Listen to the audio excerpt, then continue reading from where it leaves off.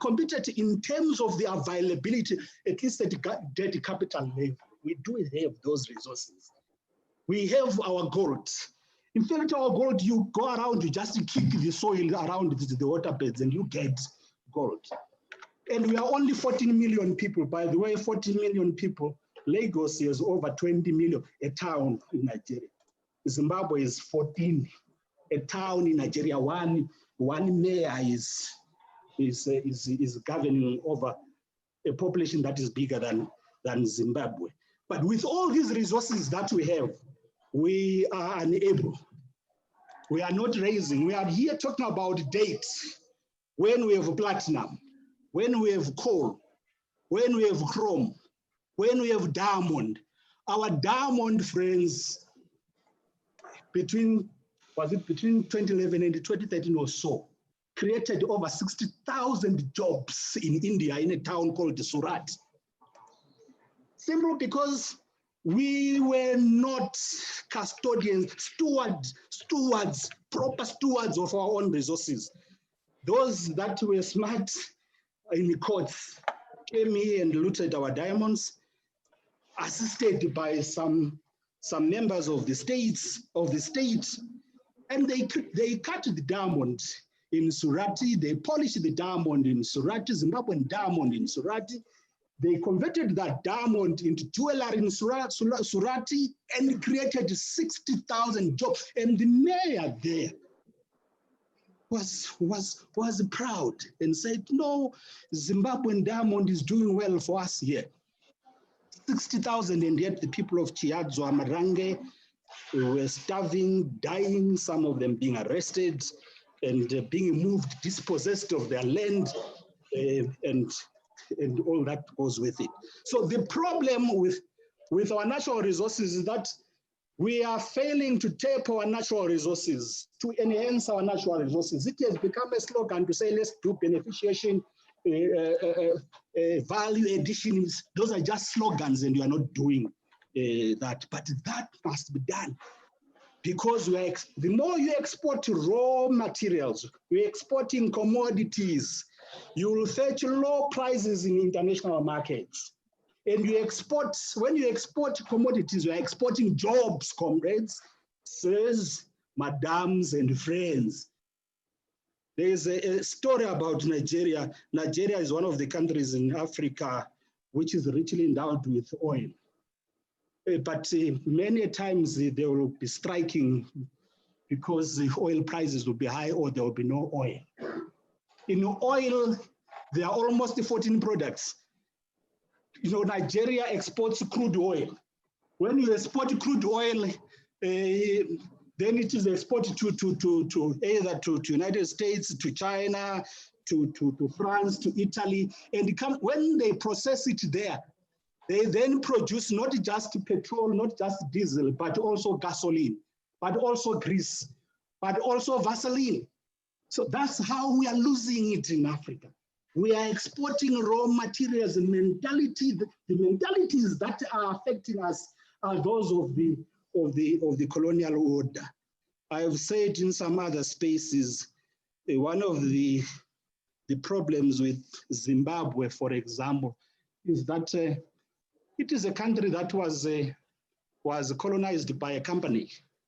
The company that came to Zimbabwe and realized that there was a lot of minerals, the sun was shining. So it looked at our natural resources. So we are colonized by a company, but that company, the colonizer behind the company named us after his own name, the individual called Rhodes, and we were called Rhodesia.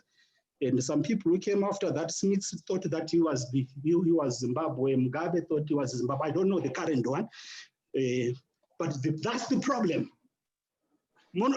Colonized by a company by substitutionalism becomes an individual called the president or the prime minister. So the question before us is, how can Zimbabwe harness the natural resources? How can African countries harness the natural resources and turn around our economies? China has developed itself using the resources of Africa. In the yesteryears, All those Anglo-American countries, all those Euro-Western countries developed themselves using the natural resources from Africa. It's a problem. I think we need to do something. This takes me to the second point, which I want to put on the table. The human agents. The human agents. I think the problem is not in the natural resources. I think the problem is not in the people of Africa or Zimbabweans. I think the problem is in the leadership. The problem is in the leadership, and leadership, political leadership, traditional leadership, civic society leadership, church leadership, academics, policymakers, the leadership, the human agents. Things are not driven by things. Things are driven by human factors. And the leaders, particularly at the state level, state leadership, are the drivers, are the vectors of resource mobilization. If there is a mobilization of mindsets of the leadership, of African leadership, Zimbabwean leadership, and change the mentality and say, this is how we're going to do things. This is how we're going to develop Africa. This is how we're going to develop Zimbabwe. We are going to do better. We have seen how leaders can destroy countries. I mean, I'm not a fan of Donald Trump. But you know, when there is a leader in a country at the presidential level can drive things. Trump has driven America from a democratic country towards democratic deconsolidation, democratic regression, protectionism, and all sorts of things. We have a leader in Rwanda. I do some work in Rwanda, at the University of Rwanda. I've seen things happening in Rwanda. Some of you would know that in 1994, the 6th of April, 1994, a plane carrying the president of Rwanda and Burundi was brought down. On the next day. There was a genocide for the next 100 days. And in those 100 days, 1 million people were killed in 100 days, meaning that 10,000 people were killed per day in 100 days. Go to that country today in terms of development trajectories. I am not a disciple of Kagame. I've issues with Kagame when it comes to democracy, rule of law, freedom of expression, but I want to talk about this side of development. He has a focus on development. If you only could also focus on democracy, not to have democracy development without democracy. But all I am putting on the table, friends, is that leadership, when there is leadership in a country, you can raise the resources. You can turn around the economy. You can develop. Rwanda is becoming the Singapore of Africa, the Switzerland of Africa, because of the leadership. Only if this guy could just do democracy as well. So I am challenging the leadership that there is a need for serious critical thought leadership with pedigree, with integrity, with the openness, thinking, and not going around saying tichingo tonga. We want somebody saying also tichingo develop, not just kutonga. Then that kind of leadership will have a mindset that can raise the resources for a country. So, but not just the president, not just the cabinet. It's, like I said, civic society, business leadership. Particularly business leadership must be part of the game. Business leadership can be a serious problem because business leadership can be part of multinational institutions which are also eroding the resources of the countries of the global south, including Zimbabwe and other African countries. We need some kind of Afri-capitalism, not that capitalism, where the business leadership of Africa, of Zimbabwe, has some understanding of our culture, understanding of our humanness and our direction. So I put that on pause because I need to keep time. I put on number 3, Number three, I put on the table the issue of the African common position. There is a need for an African common position when you are raising resources, whether these are taxes, particularly when you are taxing multinational corporations, particularly when you are dealing with China. If you are dealing with China, China has got 1.6 billion people now. When you read your books, they will say for 1.4 billion. 1.4 billion, they have been born. It's now about 1.6, maybe 1.7 now, towards 2 billion people. And you are dealing with China and you are Zimbabwe with your 14, 15, 16 million. I mean, you are just a toddler, you are a province. So there is a need for an African common position. Africa must glue together.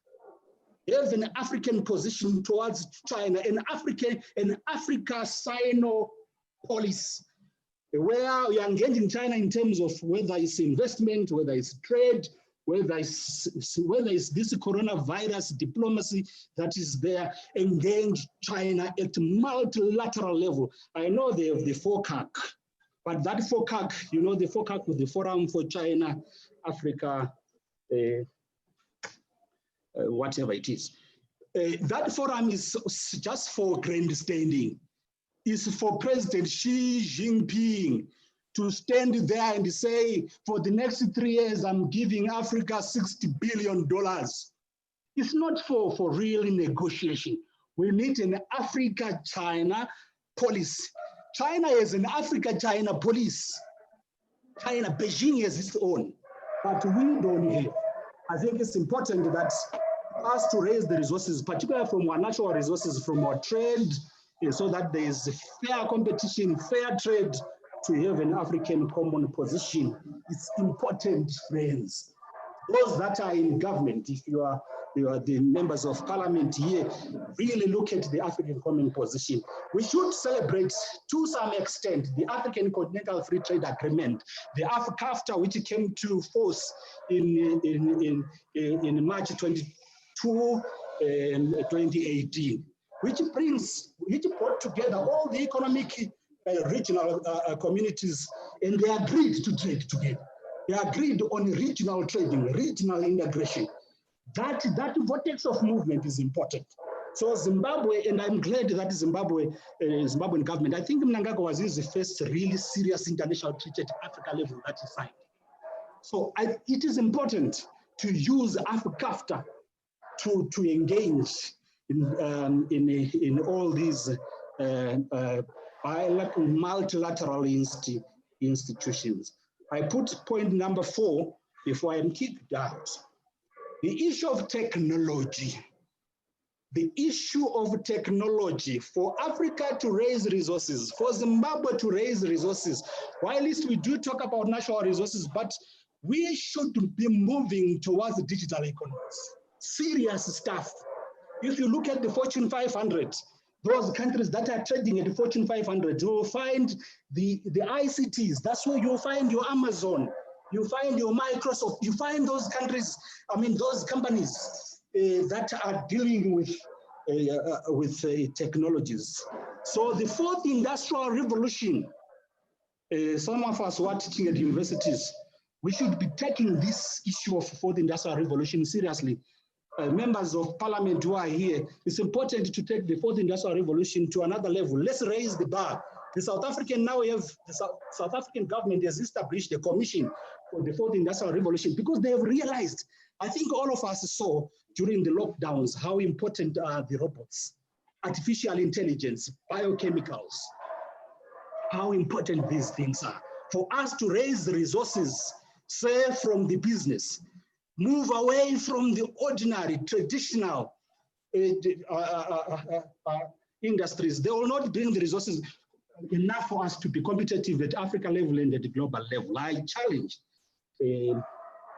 colleagues. And finally, curbing, stemming corruption. Corruption. I don't want to say much about this because somebody else is going to be dealing with the international, the international financial flows.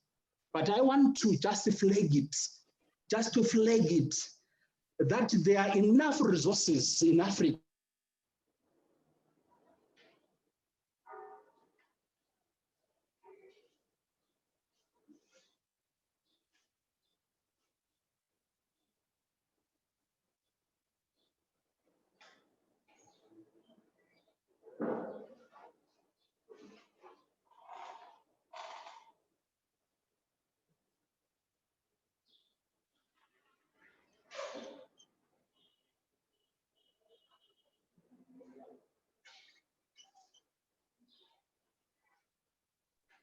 remittances. We need Zimbabwe to ensure that we look at our diaspora bonds. We need Zimbabwe to ensure that the securitization of remittances, not of futures, where is the urine? I agree with you, not securitization of futures, but securitization of remittances from our own populations. But we need to engage them, and they need to be happy to be Zimbabweans. Otherwise, I thank you very much.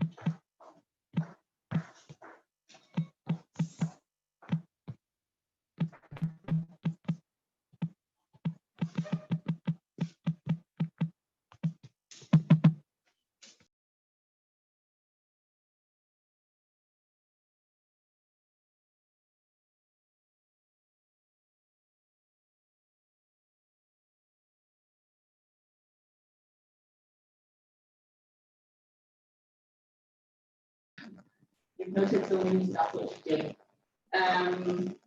While we remain in debt distress, what I also noticed was unstable as it dates back to the 1980s. I mean, ancestors are still not like I don't know if they also say this debt. So this has it has had an effect on the social service delivery. Particularly if we look at the Sustainable Development Goals, I'll take for instance maybe goal number 3 that touches on good health and well-being. We're failing to realize that goal. Why? Because of the debts that we're servicing, at the expense of healthcare.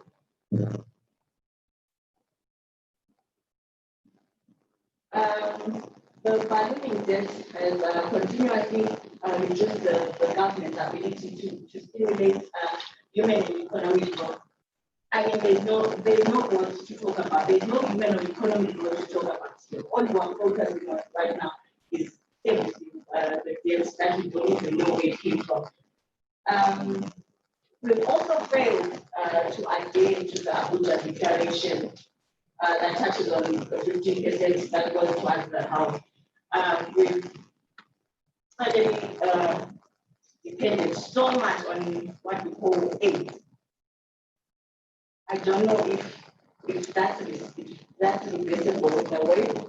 And then I also noted that due to the student conditionalities that come with borrowing, the inequality has widened. Take for instance, if we look at some of the policies that are implemented in our nation, austerity for prosperity, the key, they all serve the interest of our borrowers.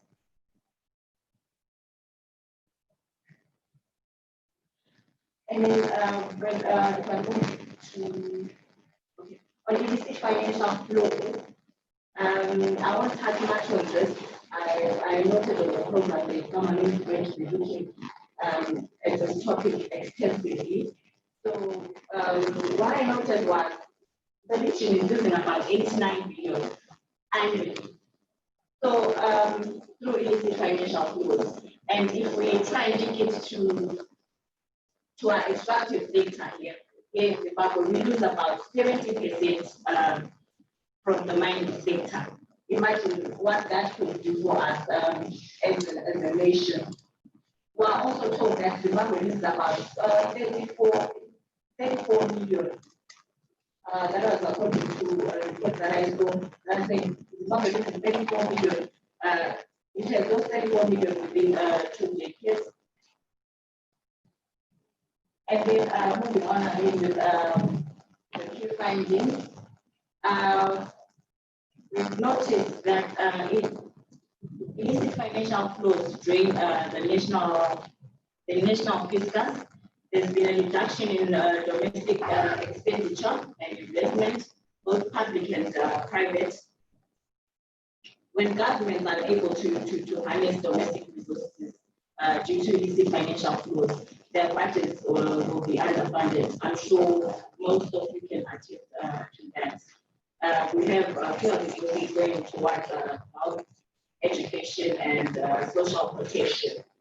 The other key issue that I noted was on the increasing tax burden on ordinary citizens. For government to function, they need financial resources from both domestic sources, that's through taxes, and external sources. That's through debt. Here in Zimbabwe, the tax base is being eroded, especially when we look at the mining sector, which poses the issue of inequality, where ordinary citizens actually burdened with paying 2% tax, for example. And then I move on to the third key that I noted of illicit financial flows. It also facilitated an increase in the dependence on official development assistance. I don't know why the country was relying so much on aid with the way it's volatile.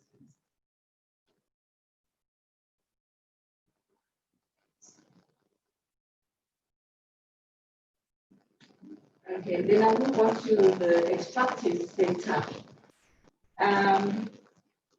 I think I noted that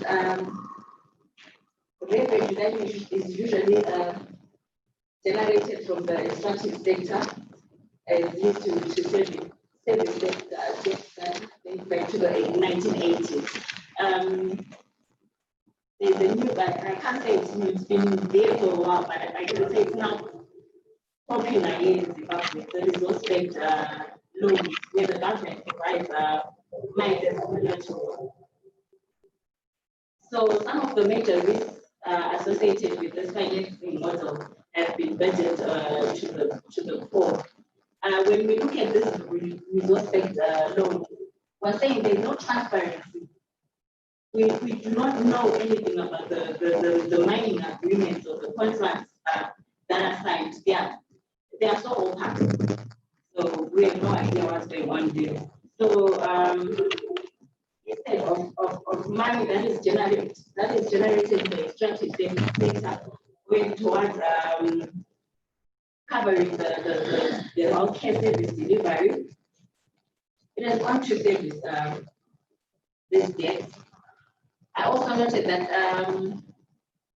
there's also a lack of participation by mining communities concerning resources in their area. This alone is an indicator of inequality. Take, for example, if we look at our Mines and Minerals Act, it's a bit silent when it comes to some of the interests of the community. So in a way, it facilitates inequality on its own. My research also, I think I did a case study on some of the deals that were signed in secrecy. A case of 3 Chinese companies which were involved back in 2016. The other company was the Anjin Mine.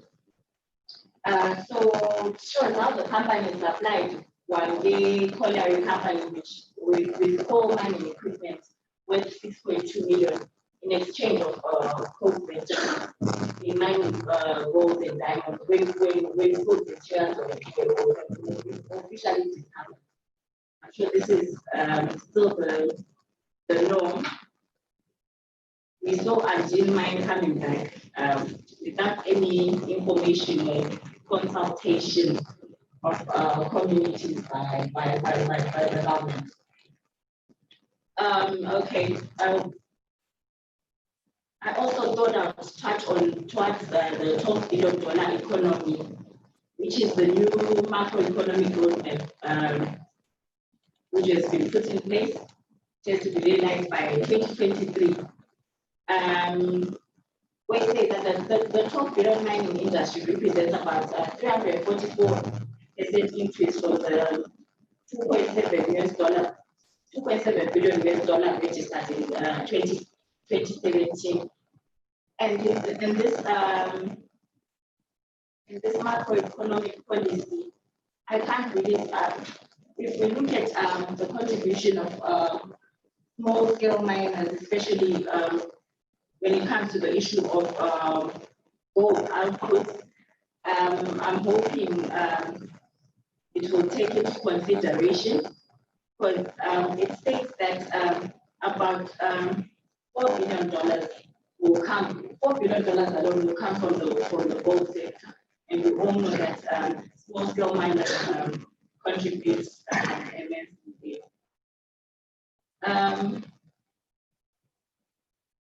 Now, there's a question that I pose. Is it possible for the government to actually realize that $12 billion economy without addressing the legal gaps, the gaps on the legal framework? We don't know if it's possible. The deals that are signed with our all-weather friends, they still remain a secret. I don't know if anyone knows how much of Zimbabwe diamonds have been mortgaged as of today, as of 2020. And so we all have no idea when it comes to that issue. Shows how the mining agreements are so opaque. I captured something Yeah, that says, I think it's from 2014. It's a mystery. In 2012, the Treasury credited 600 million from the diamond dividend and received just 43 million. In 2018, it expected 61 million and was failed to receive nothing. This year, in 2014, it predicted 96 million, but didn't even publish what it received. I'm sure that alone says a lot about the opaqueness of mining agreements. Now, where do we go from here?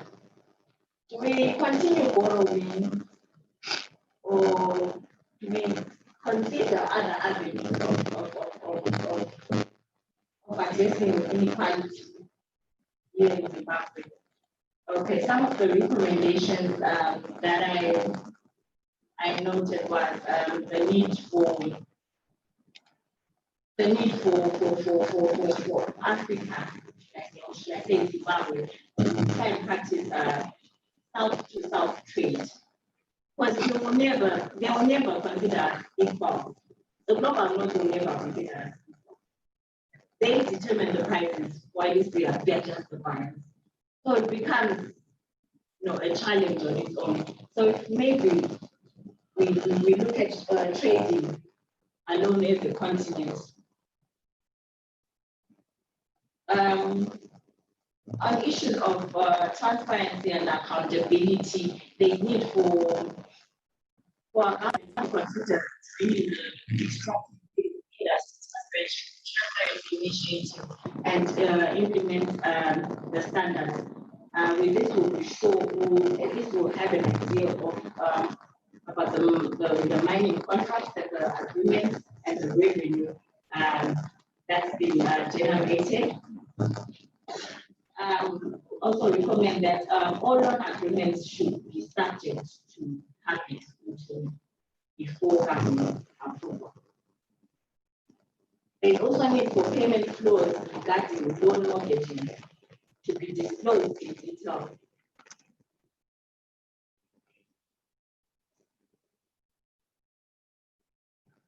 Civil society organizations should actually continue asking for more accountability and continue reaching out to policymakers and push for legislation that clears the need around mining contracts.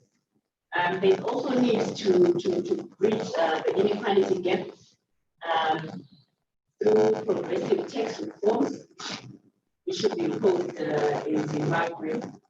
Even the granting of licenses and negotiation of contracts should be also done in a transparent manner. This time, thank you. Thank you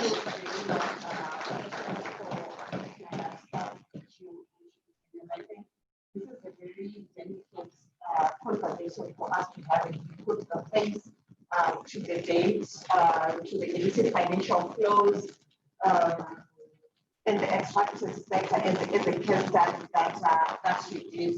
I think we need to understand the political economy of debt and the role that the states play in the economy and in the debt conversation. I think when we continue to talk about austerity and tightening of the belt, normally it is the ordinary people, the women, the youth, the people with disabilities, we have to tighten the belt. We have a little book which we call Understanding Debt in Zimbabwe, where an old man said, but I don't have anybody to tighten my belt anymore because the nuances around the issue of debt, and the debt repayment of the conditions that come with the debt, means that someone has to absorb the impact, someone has to absorb the effect. So the women become the philanthropy, the health system is not working, and the state is not playing a role in that economy anymore. The youth have to play the philanthropic role when they are not employed because we are liberalizing jobs, we are making it easy to hire and fire and all these examples that we see on a day-to-day basis. So the issue of debt and its impact on them exacerbating inequality is very clear. And I think when we look at COVID-19, what we saw in what was exposed in terms of investment in the social sector was quite shocking. That part of it is really structural. It came with the economic structural adjustment programs, for example, where the state has to deal in terms of supporting the social sector, paying user fees, integration of user fees, and the like of the conditionality, for example. So that is the service what we should. And I hope that we'll be able to access the report for the stage that Precious did, and you can get to really find the nexus and the linkage of these key and critical issues. I'm told that for the outbreak, before we come for the discussion, which will first include the discussion, will take us through their observations from the presentations that have been done. Then we can open up a plenary. I think if we are all agreeable, we can take a health break for about 15 minutes and we can. Yeah, so I will come into that. That if we are agreeable, or we can continue with the discussion, then we will break. Well, then we break at the next. That's fine. So, my discussion, if you thought we're going to make a break to consolidate all this, that's not going to happen. So I will call upon our discussant to come and take up the seat right there where I am, and I will give each and every one of them maybe about 5 minutes each. Then we can just open up the plenary. So I'll call on Mr. Mdavani. I'll call on Mr. Mapinga. On the list. Mutazu, Ms. Buchu, Honorable Karakatigwa of the Portfolio Committee on Mines and Mining Development. Karatigwa. I'm sorry for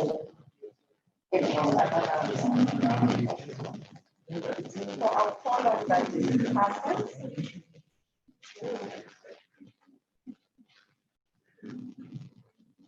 I think the sessions have been given. And it is for us to have a conversation and discussion in terms of where we see things and how we see critical issues that have been discussed by the presenters who did the paper. We had a paper on debt management policy by M. The key issues that came out in terms of the policy framework, the legislative framework, and the institutional framework in terms of debt management. We had Dr. Godwin, we spoke about domestic resource mobilization for sustainable development financing. And I think this is a call to most African countries, including Zimbabwe, that we should focus on domestic resource mobilization to break away from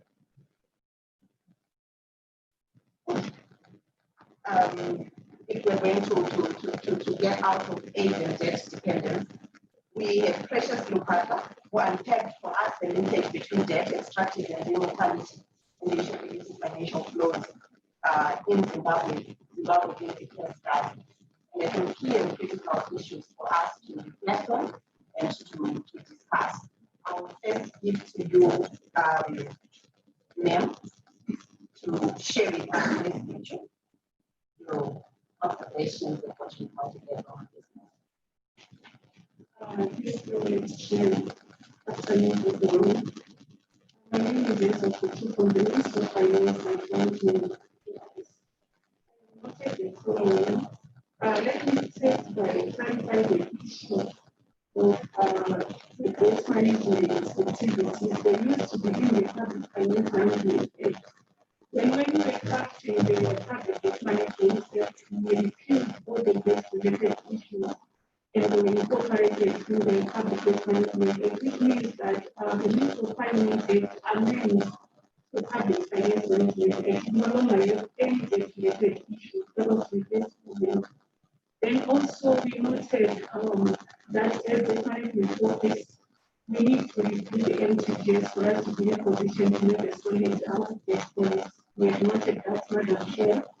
Then I want also to take note of the comments on the issue of the payments.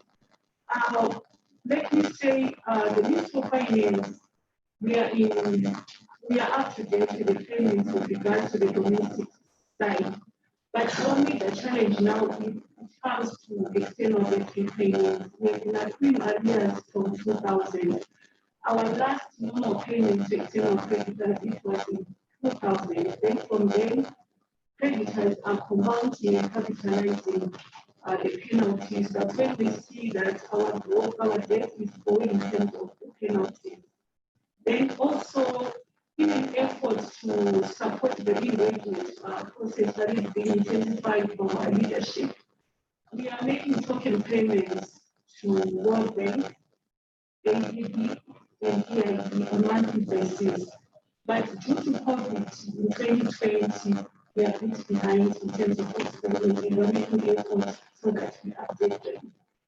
Then also, in terms of borrowing, we are mainly borrowing in the domestic market now through the auction system.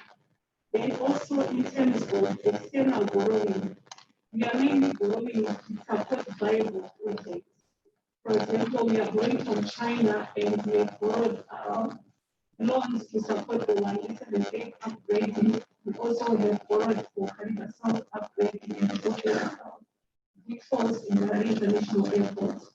So when it comes to repayments now of these projects, the parastatals involved, like those who are implementing this project, are the one now are paying direct the payments to China. And giving efforts made for them to miss their payments, we currently signed what we call a current stock agreement with one of the Chinese companies, whereby if the Chinese company is in Zimbabwe, they are making operations in some of the projects that I have mentioned. So when they intend to bring forex here, we have said that under that agreement, that company now has to pay on our behalf to China Exim our repayment. Then we switch gear and we invest in July equivalent and agree exchange rate. So I think that's one of the efforts that the government is making so that we clear our debt services to creditors who are disbursing currently. Then my last comment is on the issue of the committee that is now in place to recommend to the Minister in terms of borrowing or what we call PDDC. And this committee now, it looks at all borrowing, be private or external debts. So the committee sits first and the working party, which consists of the technical people from the RBZ, Ministry of Finance and General. Then we recommend to the peers, Permanent Secretary of Ministry of Finance, as well as to the Governor, and Attorney General is also involved in that committee. So it's also an effort that the government is making to make sure that we account for all that has been contracted in the economy. My other comment now is for us as the management office to have a complete database and a correct database. We have made an effort to write letters to all parastatals, all ministries, to say that they have to report all their debt-related activities to keep them on monthly basis. So that exercise now will assist people to capture what has been contracted without knowledge.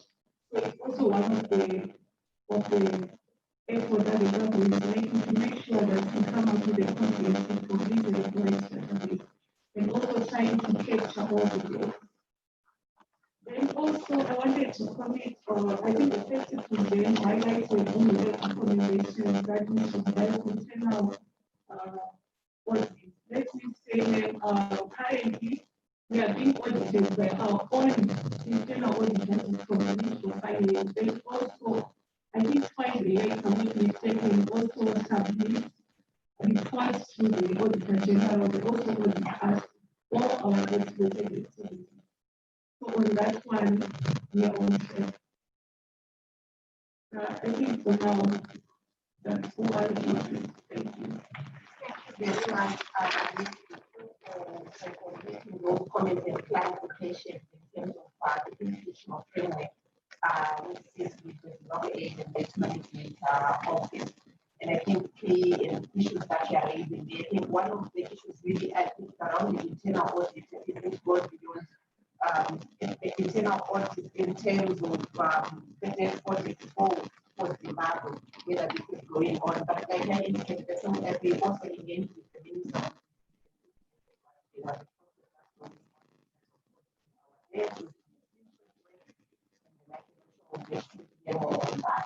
Thank you very much. I would like to invite you, Honorable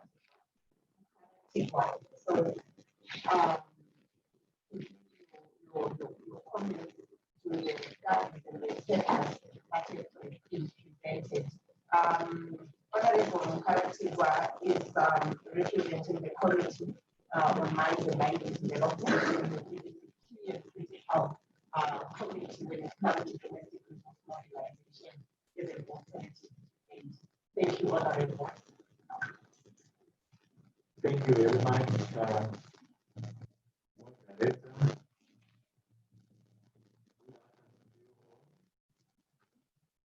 Allow me to say all protocols there. This afternoon I've been listening attentively. I must say I got the opportunity to learn very well, but somewhere along the line, I was almost getting confused, conflicting approaches. But if the conflict is something that I could understand very well, the desire by all of us gathered here to see our natural resources being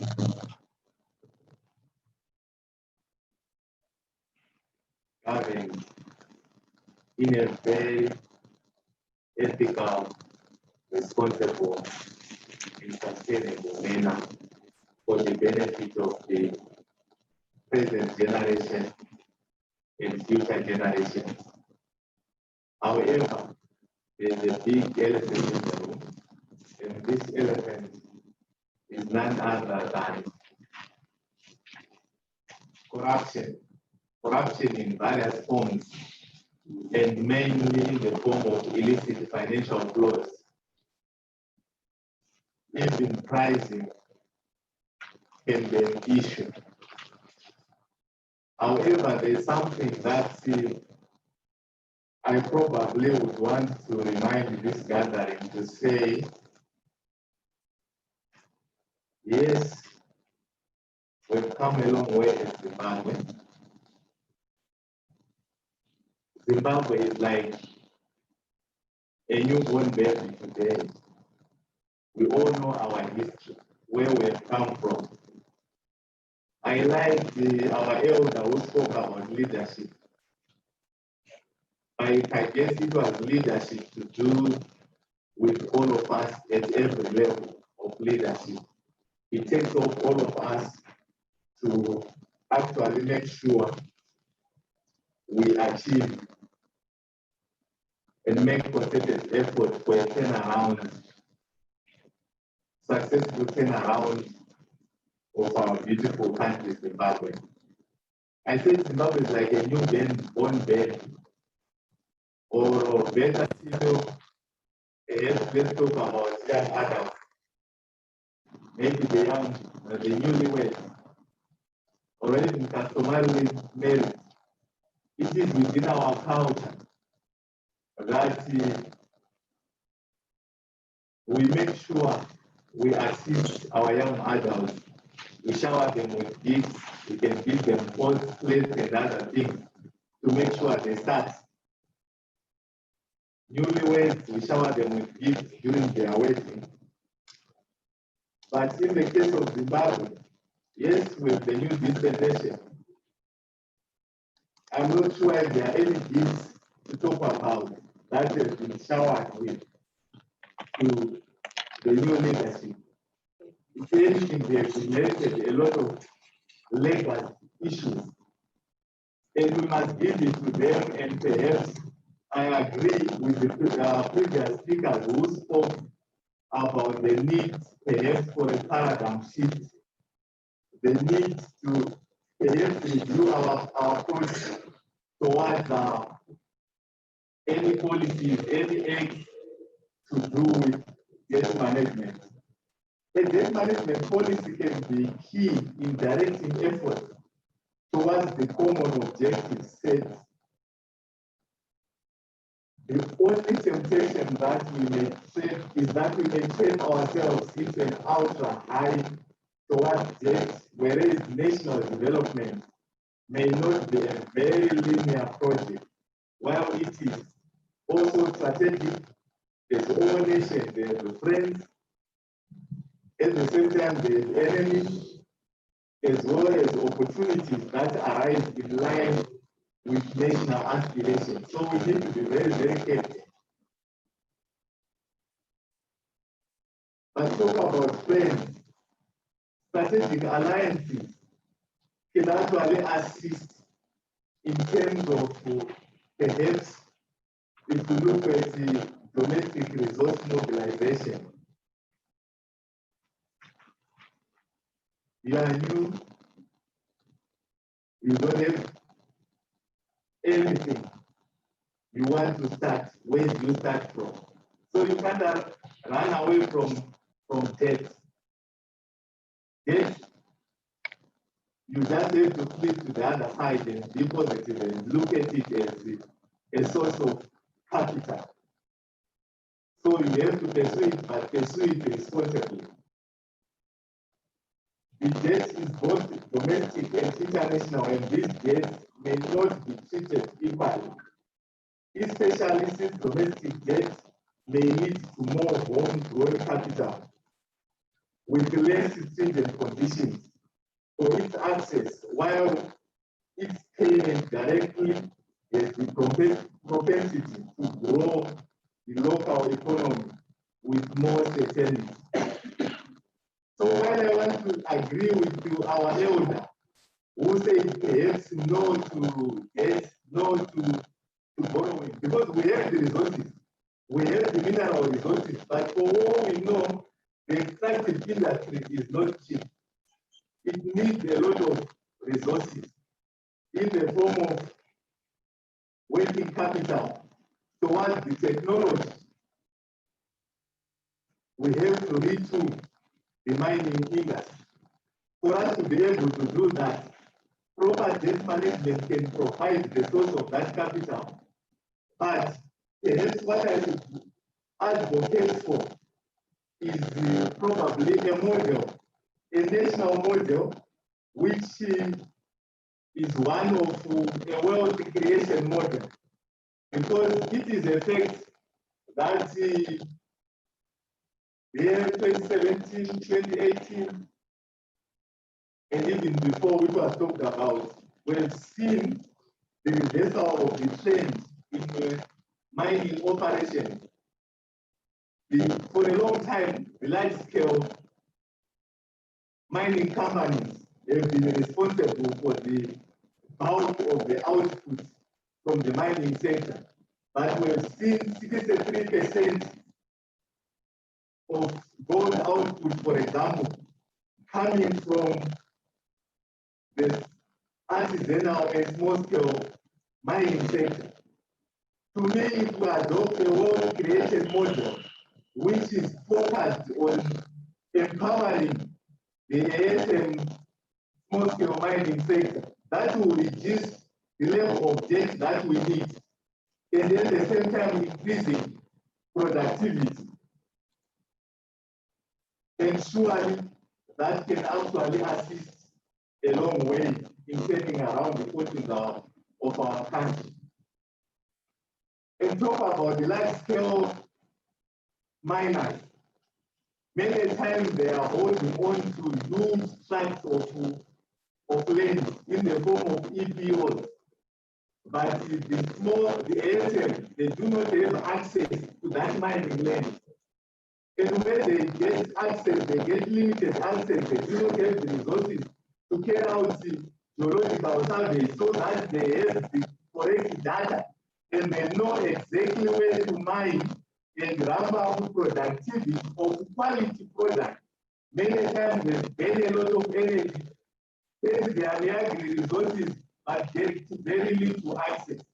So as we pursue debt management efforts and the capitalization of the ASM sector in order to create wealth for our country, we probably need to look at this aspect. The United Nations has got a framework which is, to me, friendly and perhaps can help, because where large tracts of land are in the hands of a few, mining land for that matter, they promote discussion, conversation between the ASM and the large scale, and they encourage the LSM to release part of the land to the small scale operators so that they get access. They encourage the synergy, strategic alliances that I was talking about, so that the small scale miners can actually get a leading shoulder in terms of both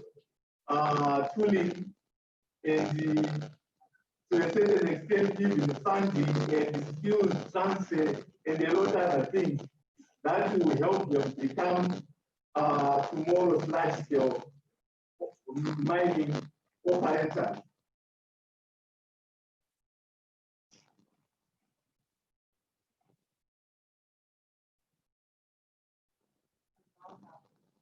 Okay. So what I'm saying is poor debt management by government can also lead to overpricing, as that increases investment risk, and government will also attract debt investors in the long term and hence promote that room for illicit financial flows, which can make the debt more unsustainable and tarnish national image. The consolidated revenue from extractives can be key in also strengthening the national revenue base and hence can unlock foreign direct investment among other funding sources, although the cost of debt should also be considered, as we may end up eating into the future of our children, especially our national debt is also a legacy issue. And I can't leave the podium without reminding you about the role of Parliament, the representative role. So we should play advocate as much as we can. We represent the people, and we should make sure they get what they desire in terms of participating inclusively in the extractive sector. We have a legislative role. I think this is where we can actually play a very important role in terms of strengthening existing laws to do with the debt management and to do with the discipline in the mining sector. We hear about a lot of violence obtaining in mining sites. We hear about a lot of parallel market activities. We need good behavior and we need a change of culture. And strong legislation can actually assist, as well as the computerization of the cadastre system can also help in alleviating farmer-miner disputes, which are also a hindrance in terms of that domestic mobilization efforts that we think can actually help in terms of boosting the activities in the mining sector, which is an anchor area in terms of growing the broader economy. I thank you. Thank you, Honorable. I'll give it to you, Joy. Who bears the cost of this? I think Honorable raises quite a number of issues as well. If you want to take one of them.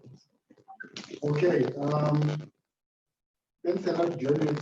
So, since I'm a offer from people, allow me to do the first thing first. You must get a proper view of me. My ears are not this bad, so I will remove my mask so that at least I am me. Look, before I also talk to you, I need to say one or two things. So I'm introduced as the country director for Action Aid in Zimbabwe, but that's where I am now. Honorable Priscilla Misaya kept talking about issue around ideology. So I must say it to you, and this will eat about a minute of my time, Janet, of the 8 minutes you have given me. So I must say it for the benefit of some women which know that I'm actually a product of Zimbabwe, the early years of Zimbabwe. The early years of Zimbabwe.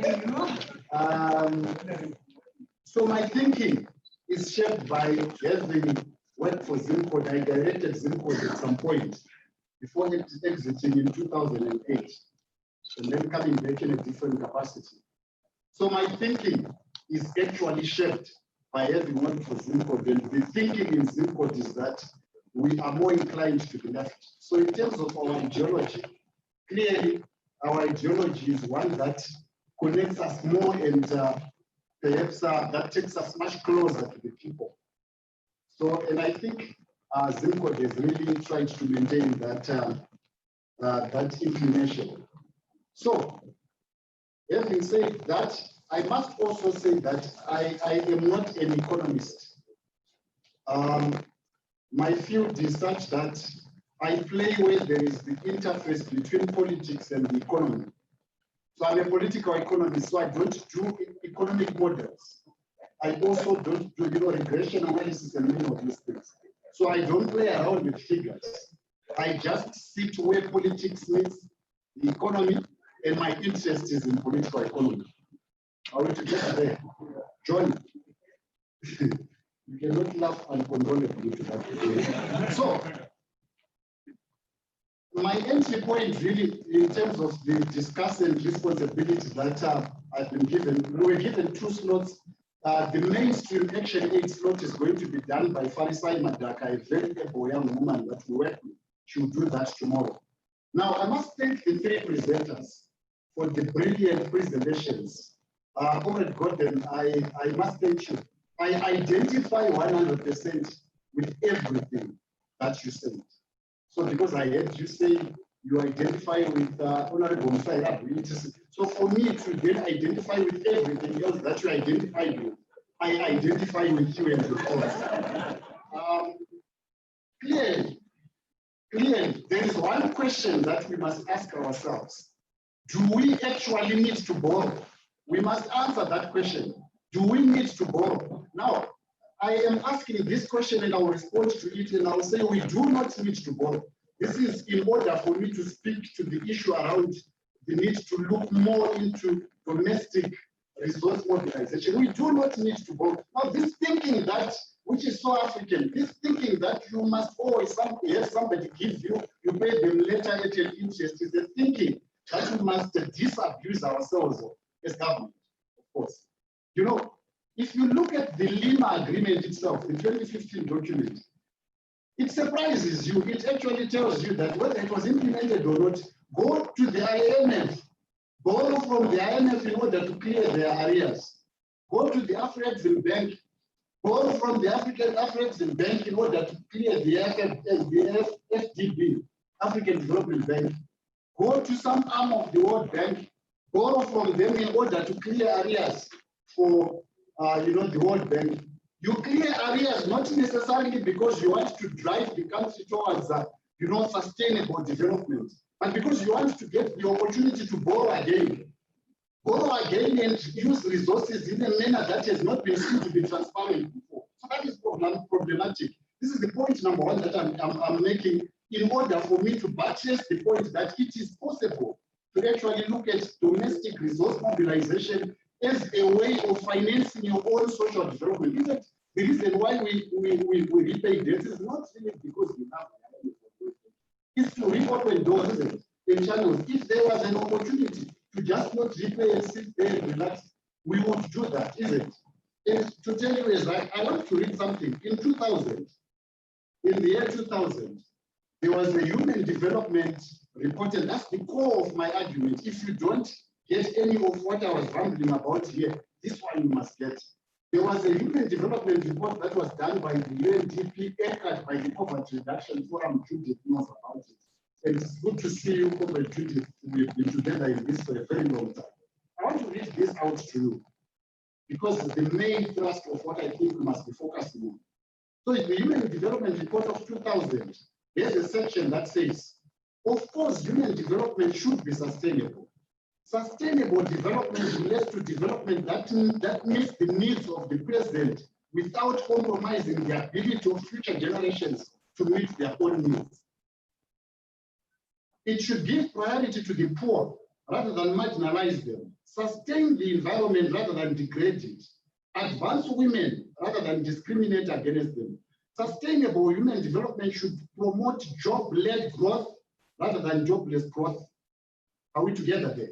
And it should ensure equity and empowerment. There exists a synergy between the ingredients of good governance and those of sustainable human development. And the last part here, sound governance seeks to eliminate poverty, sustain livelihoods, attain gender equality, and protect the environment. Now, I've read this out to you because I cannot stand here.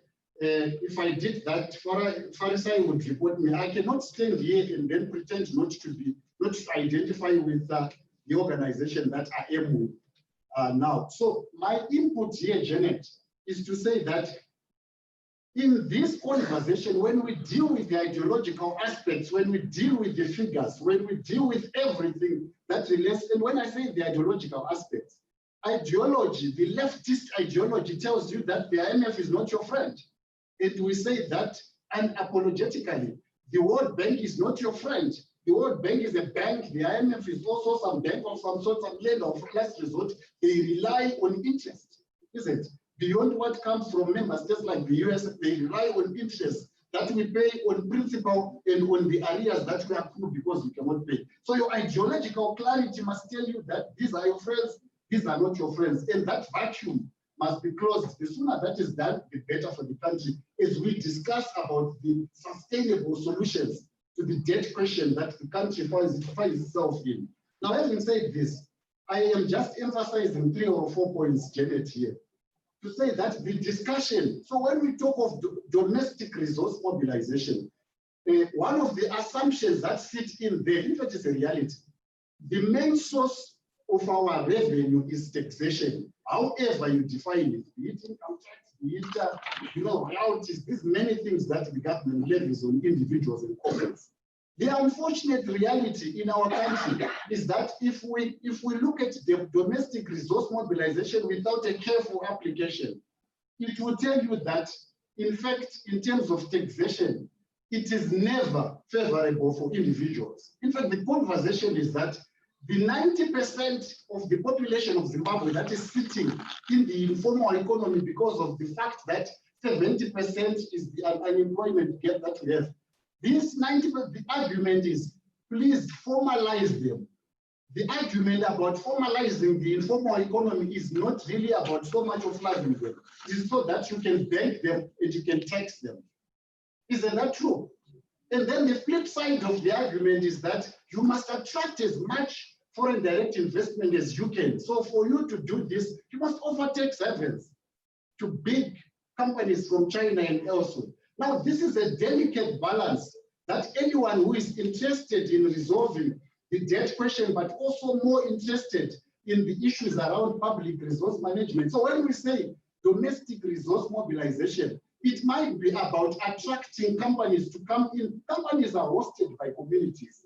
But this is why I read this statement to you. Some companies are irresponsible, highly irresponsible, can degrade the community, remove communities from their own endowment and stuff like that. It's a bigger conversation and I cannot exhaust it in 3 minutes. However, I must really say that this is an interesting conversation. It's great to be in the same room with the private sector, activists, with government, parliament, and these big brains that are here. I have no doubt, Janet, that by the end of the 3 days, we would have crafted something that we will put out there and we will say to the government of the day, this is what we collectively think must be done if we are to resolve the debt question that the country must definitely resolve. Thank you.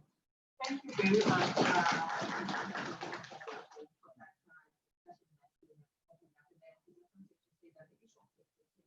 From my reading, I remember a presentation that was done by a Norwegian representative around taxation. I think we all know Norway as being one of the best in terms of social service provision, but they really do tax corporates. They tax up to 78% for those that are in the petroleum industry doing exploration, and they say 22% what is enough of a lot is still enough, and companies are still operating.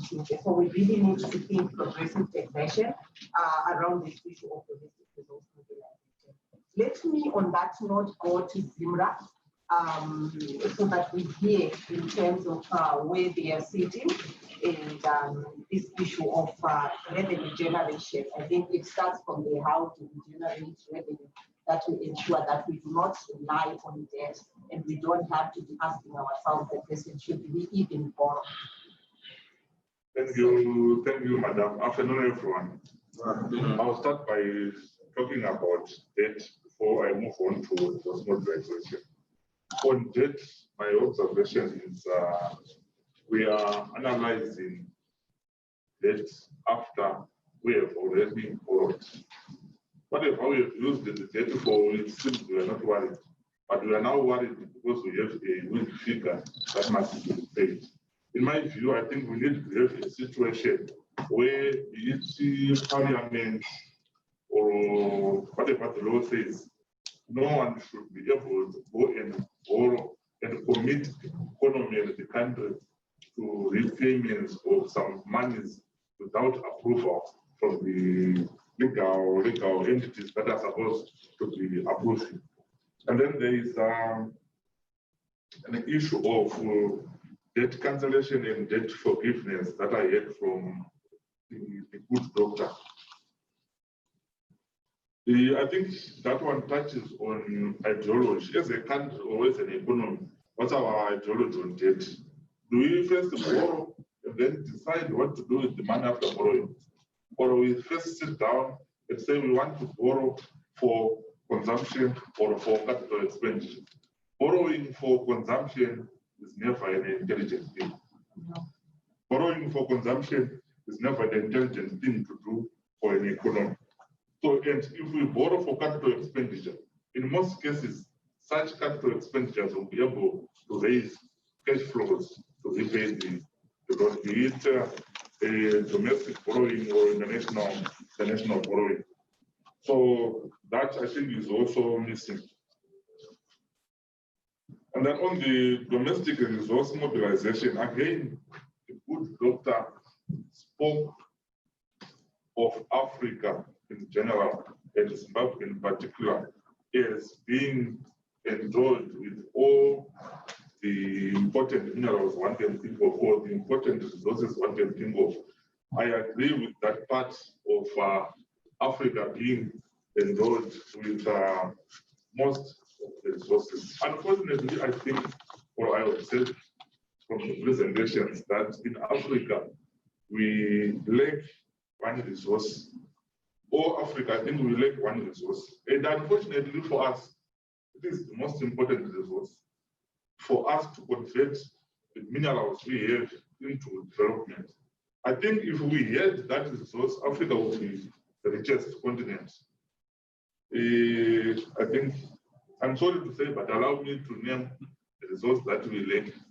In my view, we lack a resource called brain.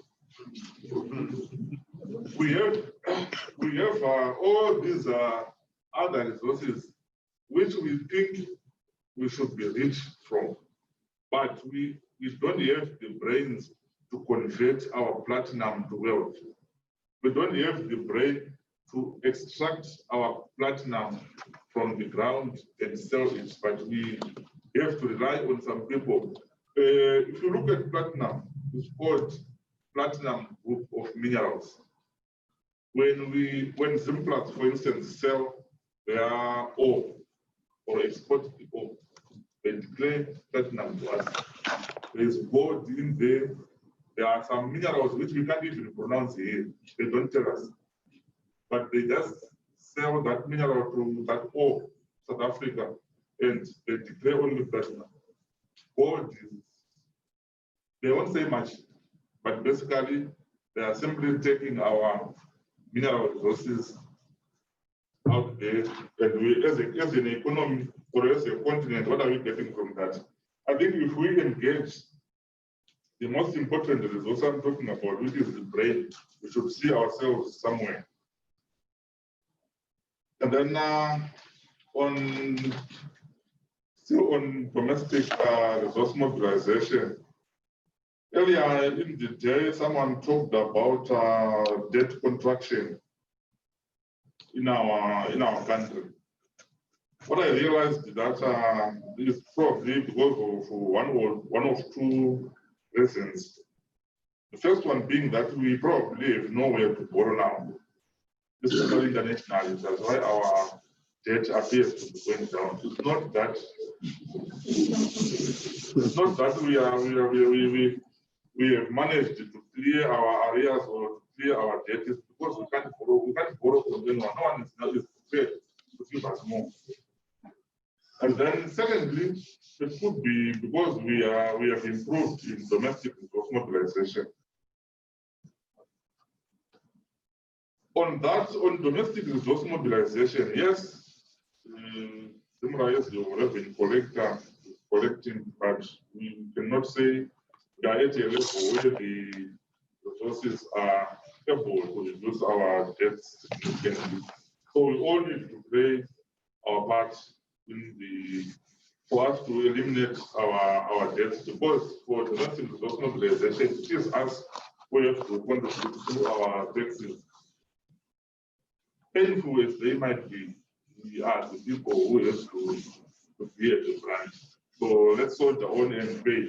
And then, still on domestic resource mobilization, the major problem that we have on domestic resource mobilization is instead of paying our taxes and duties to the fiscals, we want to pay what they call bribes to facilitate this and that.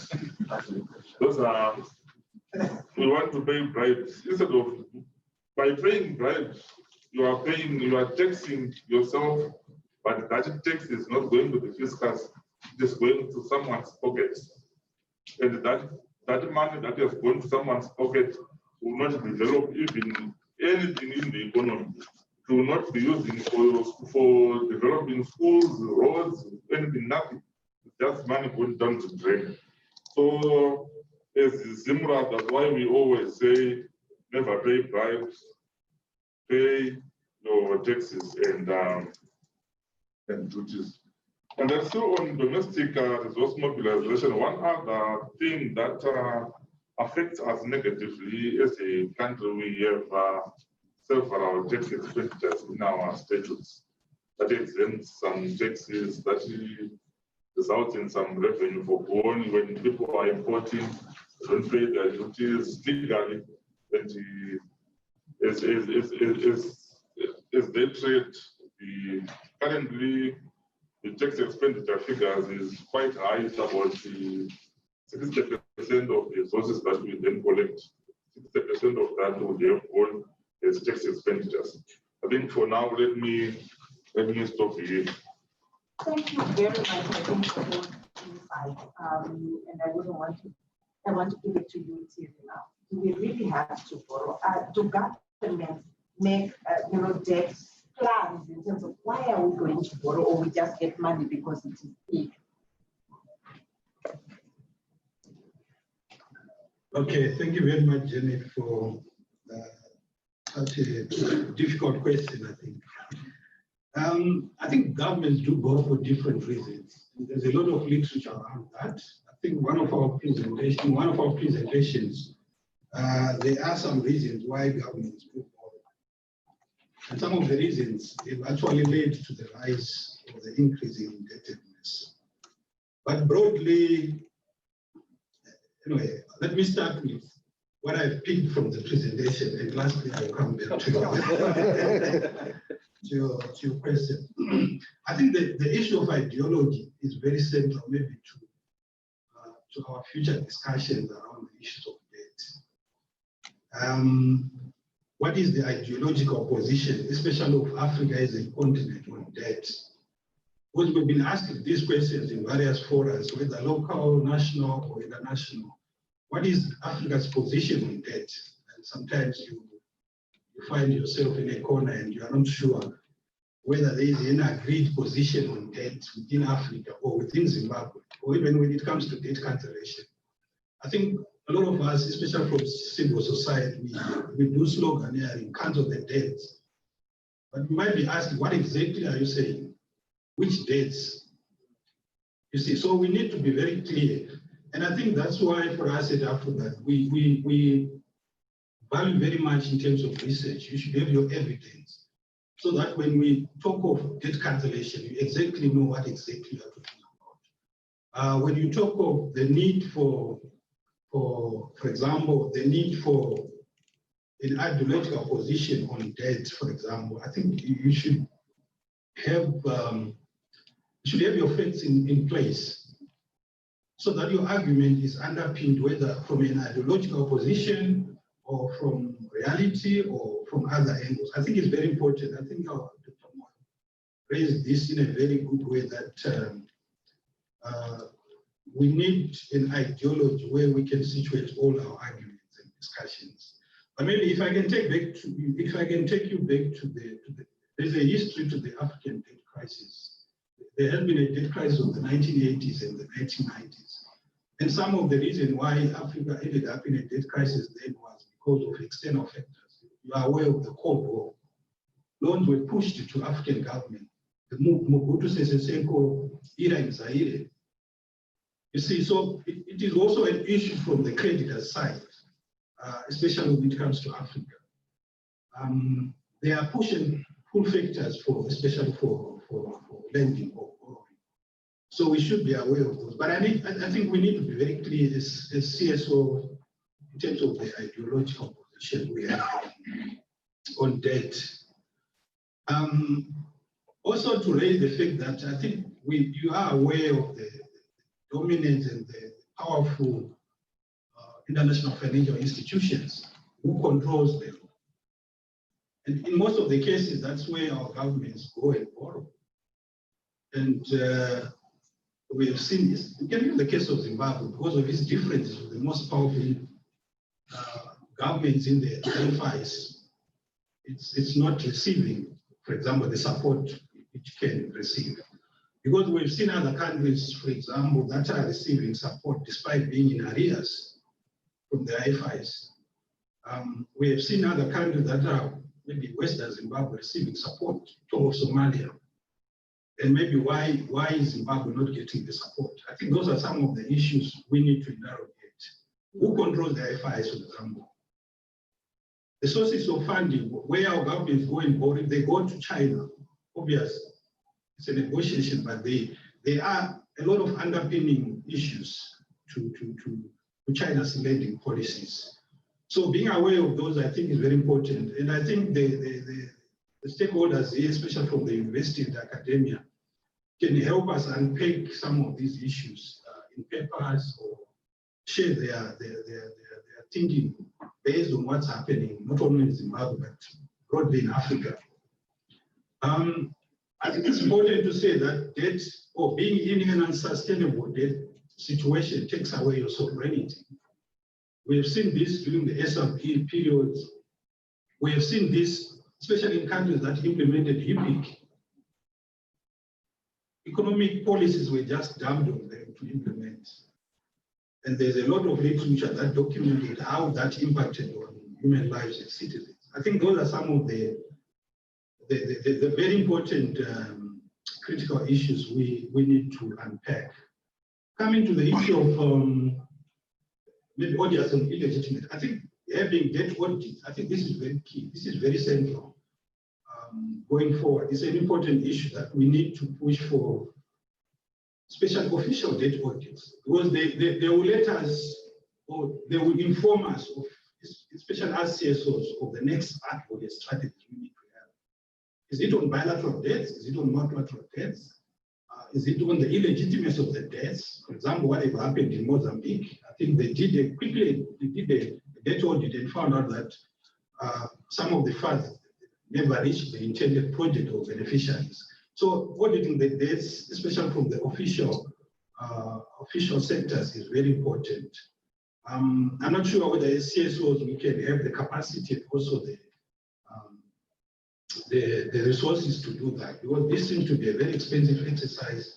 But I think having an audit informs our actions on the ground. Coming to DRIM, I think it's very key, it's very central that domestic resource mobilization is key to any country's development. You cannot rely on debt. Although the other issue has to do, for example, we can say you can never run away from borrowing, for example.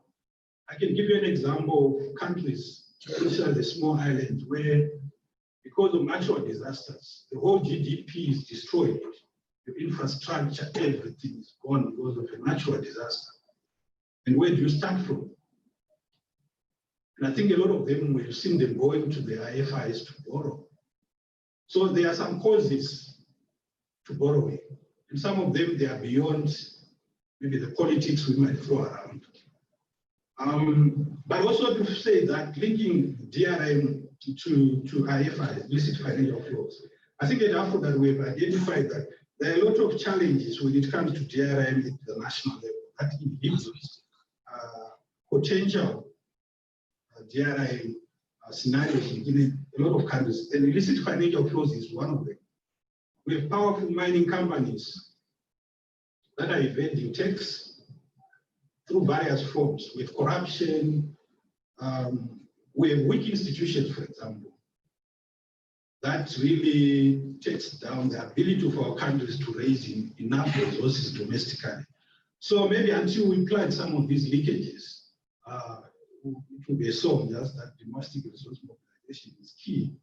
But I'm happy that maybe at the African region level, we have the Tambo Banking report that have come up with a recommendation. And in some of the work we are doing around IFIs, we are trying to see if African countries are domesticating some of those recommendations from the Tambo Banking report on IFF's illicit financial flows. I think the other important point raised was the fact that Africa is rich, there's a resource case, but there has been a lot of discussions on that. Well, sometimes there are countries that developed without these natural resources. How did they do it?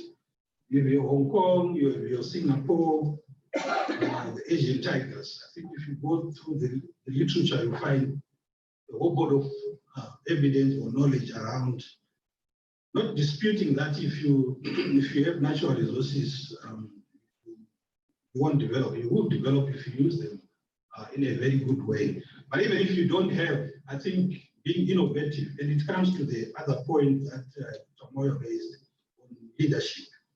I think in those countries, it has to do with leadership.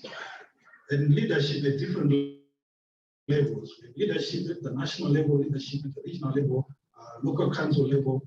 And we have seen that where states guarantee borrowing for all these, at all these levels, it becomes very key that the leadership at these levels are also responsible for prudent debt management. Because if they don't, eventually the state will take over the debts, the bad debt. So we can talk of good debt and bad debt. So the one that we don't want is the bad debt.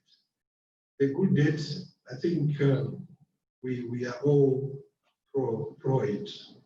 The other issue that Elena raised has to do with the example she gave of Sweden, that they introduced major reforms with regards to debt management.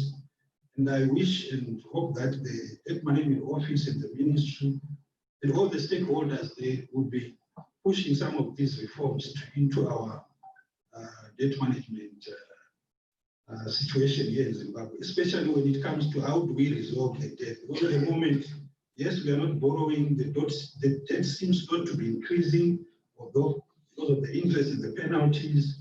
But how do we resolve the current crisis that we find ourselves in?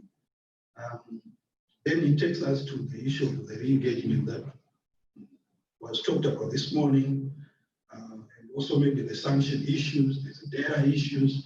I think those are issues that should be faced head on in our discussions. As for where governments borrow, I think in terms of Africa, I think some of the reasons we raised in the special report was to do with the budget deficits. We can talk of the need to invest in productive sectors, developing infrastructure so the economy can kickstart. I think there are quite a number of reasons, but the big reason may be for political reasons, consumption reasons. Thank you. Thank you very much to you for closing on that note. I think the question was really coming from is a question that Mr. Mdabano asked, say, do we really think about why we are going to borrow when we go to borrow, or we first have to have the money, then we decide on what to do with it. So that calls for us to keep on thinking around prioritizing, dissecting this bad, good debt. I think it's a whole debate and discussion on its own. What is good debt? What is bad debt at the end of the day? So our discussants have shared with us, and I want to say that you're free to join others. While if we take maybe, we are bleeding into our tea in closing of the day, but I think it's important if there are any burning contributions that we want to make. We just want to open a small, short plenary session where we'll allow the presenters of the papers, the 3 papers that were presented, and also maybe some questions to the discussants if there are any. So we'll take those burning questions or those burning comments or discussion points that you'd want to take. I already see Judith's hand. I see Honorable Mr. Irambi, Tafadzwa. Let's take those 3, then I'll do another. Maybe we can do 3 rounds. Comments and questions in this book. She talked about the ministry coming up with the database, which I think is commendable. But she says the database of debt that was contracted without their knowledge. And then my question is, if these entities, further centers and the ministry submit that information which was contracted without your knowledge, how do you verify that what they are giving you is all it is as a ministry? Because you didn't know they were contracted. So how do you verify that? Let us take the 3, then Ms. Bucho, I will ask you to respond. So let's go to Tapato. I think the conversation around domestic resource mobilization, for me, I think it's the first port of call, especially when we want to mobilize resources, which remains the most sustainable and also reliable source of revenue, which gives us a policy space to implement our plan. I think Joy pointed out the fact that we end up playing the tune of the IFIs simply because we want the money. So we need to mobilize resources domestically. But in terms of domestic resource mobilization, I think there's an issue of mobilization and effective use of resources. It's not just about bringing the resources to the port, but it's about how we are utilizing the resources. And what the General's Office, which is probably not here in this office, is on record talking about excessive expenditure, unaccounted for expenditure. You know, all these irregularities in terms of expenditure, which are linked to public procurement. And I think in our discourse around domestic resource mobilization, we should also emphasize in terms of strengthening the audit and oversight institutions to ensure that we correct the wrongs in terms of our expenditure. Thank you very much, Tampato. I think key points. The Honorable Sarah. Thank you very much. I think some conversation from Joy around the issue of taxation. I found it quite interesting that when we talk about resource mobilization, we talk around issues of taxation. But since he has really pronounced himself as a leftist, perhaps a further conversation around, has there been some conversation around our tax system and our tax regimes vis-a-vis your leftist politics? Should we continue with our source-based one, or should we go to residents? And having said so, perhaps to the Zimbabwe gentleman, you did raise it that we do lose resources because people don't declare properly, like companies that are mining. What is the problem, therefore, in moving to residents? Would the residents-based tax system deal with those problems, or should we continue with the source-based system as far as taxation is concerned? Because I'm trying to do a comparison. I see that South Africa has moved to residents from source. So should we continue with the source-based one, or should we move to residents and do residents deal with some of these issues where there is under-declaration by mining companies? Thank you, Honorable Sairambi. I will allow Ms. Guchu and then Ms. Timugavano to respond. That's a situation that what has the means so that the public will manage the validation of the. But it doesn't mean that the government is not going to take over that thing. But we just record it in our system so that we can check that. And also the government currently has also circulated online ministries, procedures to be followed and followed. It means now, if a parastatal intends to borrow, it has to go to the treasury for them to ask the power or authority to borrow. And that will go through the committee that I've highlighted for EDC.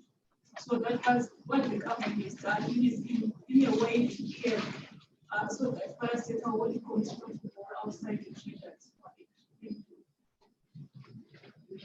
That is answered. Yes. Thank you, Honorable. Unfortunately, on the issue of declaration of mineral resources, we can still look out to the the only solution is, for instance, the personal insurance solution for us to have a finally. But as long as we are exporting AES off, we don't know what. So the only way of us knowing what's in the all is just the finance.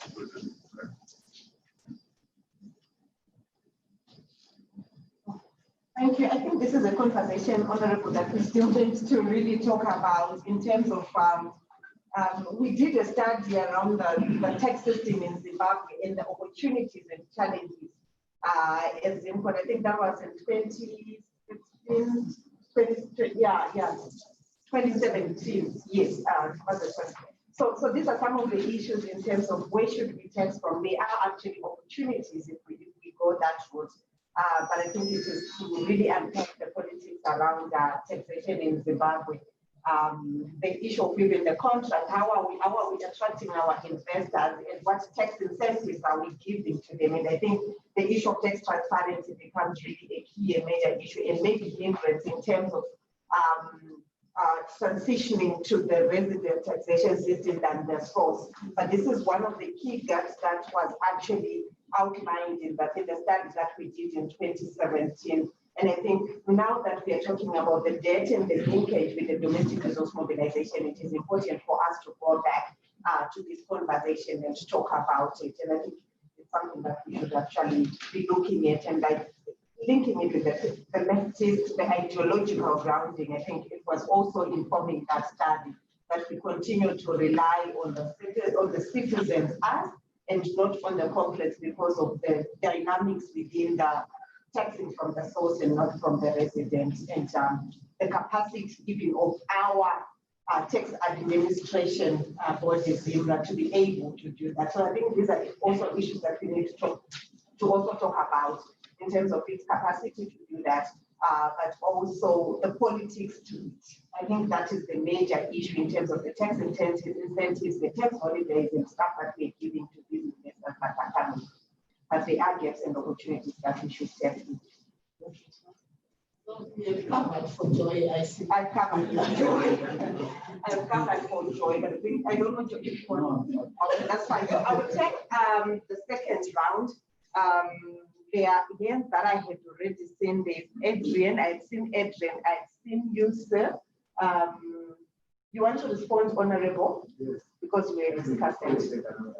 Before I take yes, so you can respond. So when the Honorable has responded, we'll take Adrian, we'll take you, sir, and Mr. Kalim. I just wanted to comment on the major drawback is on the capacity. Because, for example, if you take our PGM mines, we are talking of Ponki mine, Mimosa mine, and Zimbabwe. Those are the current major ones. Of course, we've got the new projects, which are development update, which will come on board very soon. But when you talk of the refinery in South Africa, it is actually fed from more than 30 mines for it to be viable. So it's more of a marketing issue.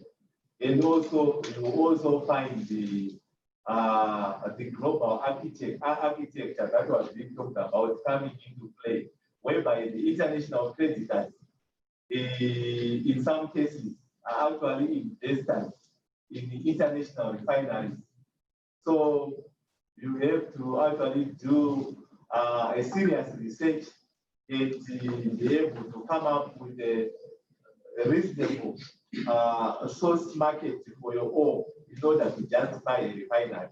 Perhaps this is where we probably need to look at where the other presenter was talking about an Afro-centric approach, whereby African countries should come together. In this case, perhaps we might say reach now. For example, South Africa has got refineries and they are relying on the region. If we want to rely on the region, it means we are sharing that market with South Africa. We also need to create our own strength in terms of the market. So there's a drawback there. The African position that Dr. Moyo spoke about. I had pointed out to 3. I will add on Honorable Ndebele. So we have 4, then take maybe the last one after this 4. Yeah, so before we go there, maybe attaching to what my chairman just raised. So you can as well just I may want to remind this House that the companies that he mentions, we gave them tax concessions some time back. It was a 2.5% tax so that we could empower them to come up with a local smelter. And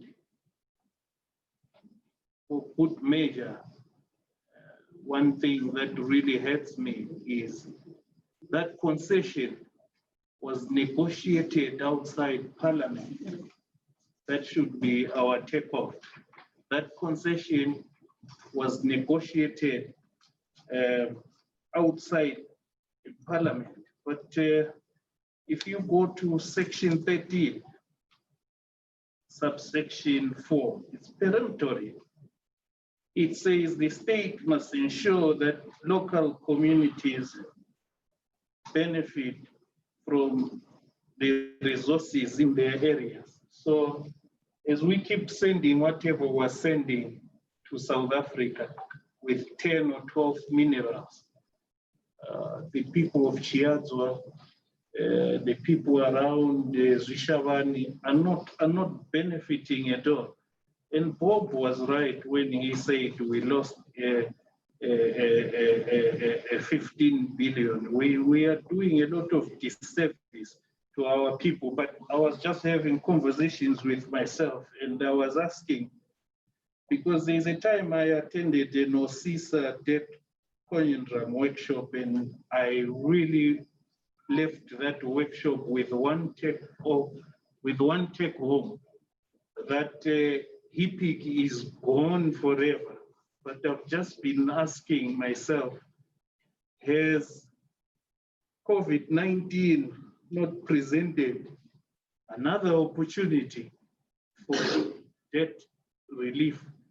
Not, of course, to give a leeway to those who contract debt and abuse the proceeds thereof. But quick questions again, whenever I sit in the mines committee. When prices of minerals go up, as gold is doing at the minute, as nickel is doing at the minute, I want to know from the tax collector if at all in return we're getting bumper tax revenues. I grew up at my grandmother's good rainy seasons, brought bumper harvests, but is that translating to good tax revenues at the tax collectors? Because gold is up, palladium is up. Maybe let me leave the cake for the others, otherwise I could go on and on here.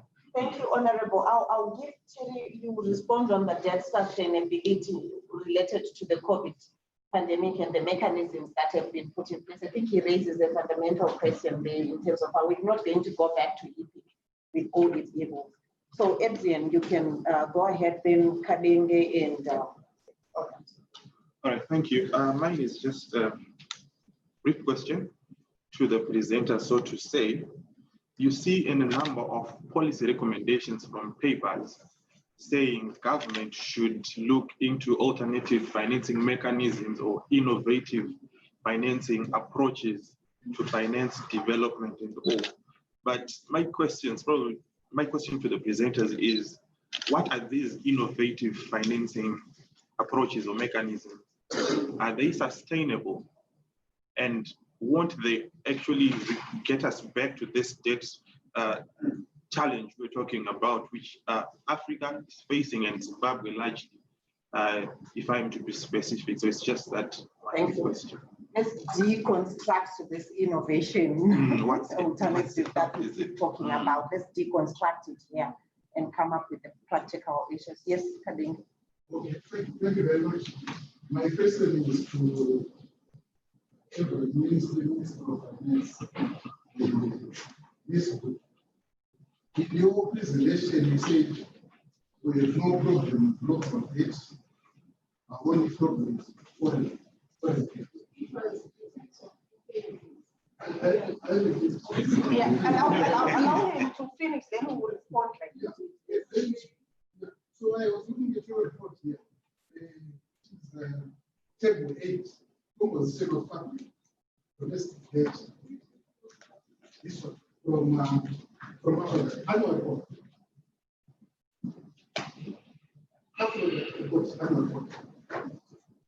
The annual report for 2020, one of the packages that we are discussing here. Yes. Yes, you can go ahead.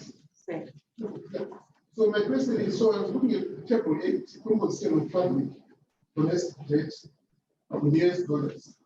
Then it says 2018 and then 2019. And then it says domestic debt 8.398 US in 2018. And then 2019, it says 535 million US, isn't it? Yes. So you are saying we are doing fine. Are you getting it? Yeah, go ahead. I'm sure it's very clear. And there's the next part you can tweet. Is it fine because government is paying, or is because at one time when $1 US is equal to 1 Zimbabwe? And then now in 2019, the exchange rate is changed. And the one was 8.3 billion, Now it's 500 million. Thank you. Is that the question? So the question is, are we being kind also, or simply the of our currency? Can we say we're doing fine? Next time we'll say we're doing fine. Then the second point, madam, is the issue of the audit. You said that the debt is audited by your internal auditors, and also it's also audited by the auditors. I've attended a lot of meetings where people are going through the audit general's report, and most ministries are not performing well. They are not doing well in terms of the audit. Maybe the responsibilities of our MPs there who are not doing that oversight work. There have been negative reports in terms of performance, including the Ministry of Finance. And that my question is, your internal audit, you trust your internal audit, your our debt, or the Auditor General is making reports, but I see that she is always complaining that no one is taking it serious, these reports. Maybe the challenge is that our countries are not doing their own. Thank you. Thank you so much. I'll have the last question, then I'll give to the presenters to respond. And make them short. Yeah. The first one is that for us to be able to achieve the objectives of resource mobilization, we need to restore our economy back to being normal. At the moment, we can say a normal economy where we have 90% unemployment rate, where FTI is not coming in. So we need FTI to come in and also start to have job-led growth. The second point is that, just like what Tafat was saying, we need to enhance accountability institutions. I remember a few years ago, there were several attempts, visible attempts by Parliament, especially the Committee on Mines, to dig up what was happening in Chiata. But now, I don't know why things are quiet. It's like nobody's talking about our minerals. Where is the money going? We need to enhance the capacity to be able to start to investigate what is going on. The last comment is on our recommendations. I noticed that we are coming up with a lot of recommendations, but I think we are falling short. I think we need to say the recommendations that are going to put across, we need to think about that say who is going to implement those recommendations, and how do we cultivate the political will for those recommendations to be implemented. Because at the end of the day, we will end up just having talk shops. We will not be able to implement what we are proposing. So if you have proposals on who is going to implement, then the conveners of this conference will be able to follow that up because proposed implementers. Thank you. I'll give our presenters. I think there's a question for Ms. Luchu. There's a question for Mr. Mdavano. I'll give you Dr. Moyo to make some comments around the domestic resource mobilization and the challenges in terms of building on the regional value chains. I think that's the one that Honorable Karatiba was talking to, the value chains for us to be able to process. So you spoke about the common vision for Africa. I think I'll give you that India arena as well. I think you have to make some presentations before I come to Till. Just make your responses short so that we can close this section. I'll start with Mr. Ndavani. There was a question from Honorable Ndebele around the pricing and whether it's translating to increase in the revenue. Yeah, it can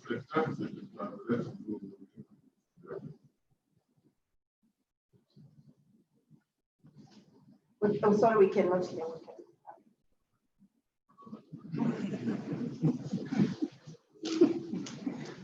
I said in terms of translate in revenue. What I'm saying in terms is there's a link between the exports period and the collection period.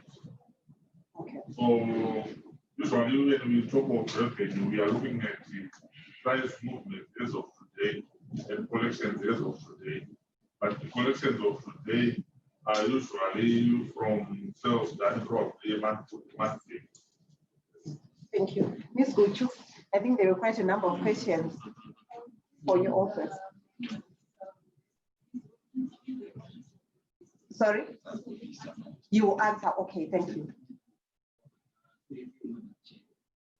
I think I will look at the question to deal with, say, why you say there's no problem with domestic debt. I think that's the question.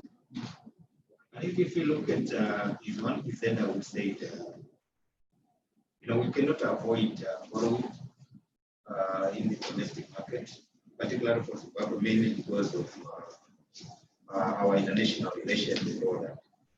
And further to that, why there is no problem, I think if you look at this evaluation which was done in terms of the exchange rate.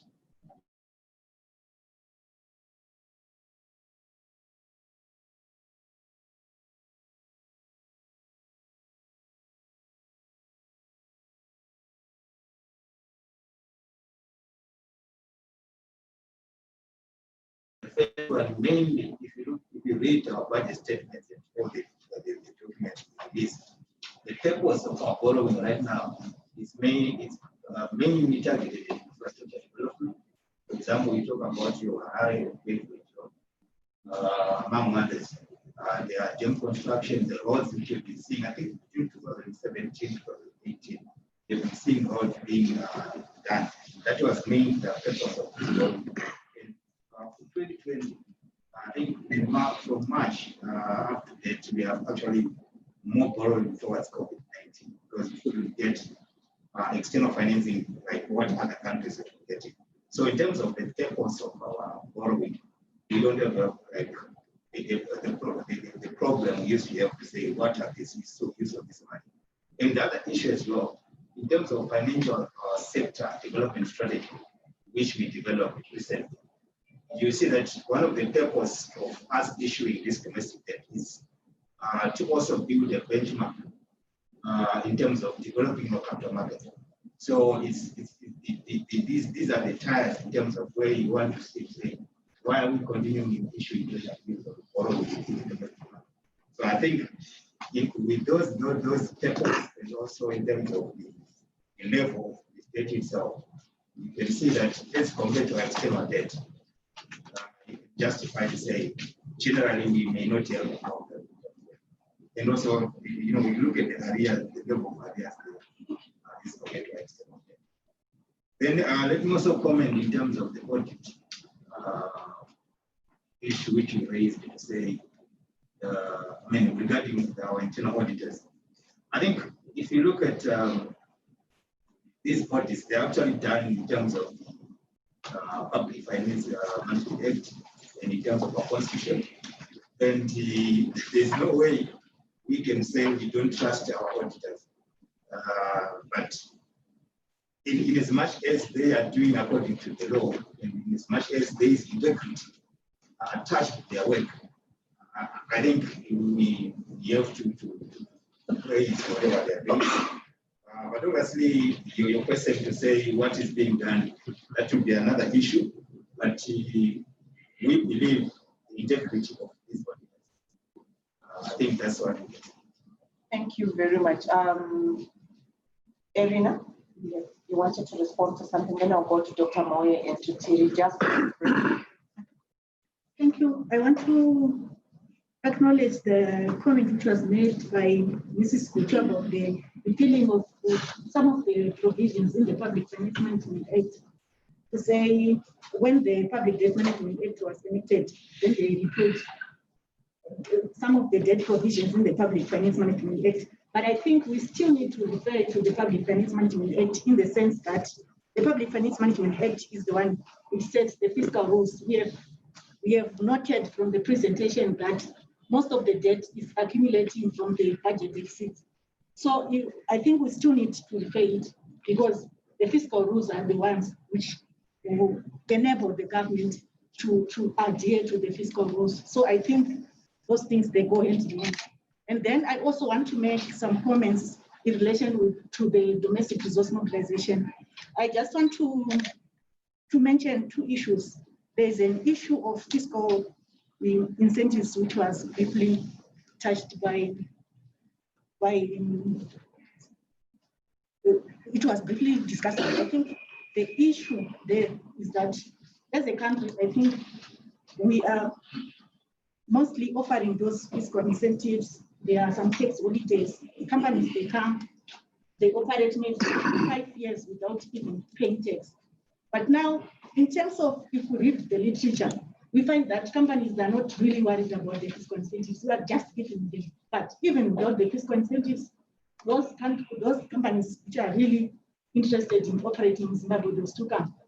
What they are really interested in is they consider issues to do with the political stability, the level of infrastructure, the issue of the market size, the issue of the access to raw materials. Like, for instance, do we have the diamonds? If we have the diamonds in Zimbabwe, if we have the platinum in Zimbabwe, it means they have to come to Zimbabwe because we do have the resources. Do we have the skilled labor? Those are some of the key issues that they consider. Then the fiscal incentives, they will just come as a secondary issue. But even without the fiscal incentives, we believe that they still come. So we are saying fiscal incentives, most of them, they are bleeding our revenue. So they are actually a drain to the fiscal. So I think it's better just to advocate the removal of most of those fiscal incentives. Then the other issue is on the issue that there was a report, the crisis report, which was published by the Zimbabwe National, by ZimStat, Zimbabwe National Statistics Agency. You find that they said that the informal sector in Zimbabwe constitutes about 76% of the population, which means in terms of maybe the personal income tax, informal sector is very difficult to tax. So those are some of the issues that, like when we are focusing on the domestic resource mobilization, we find that it's really difficult.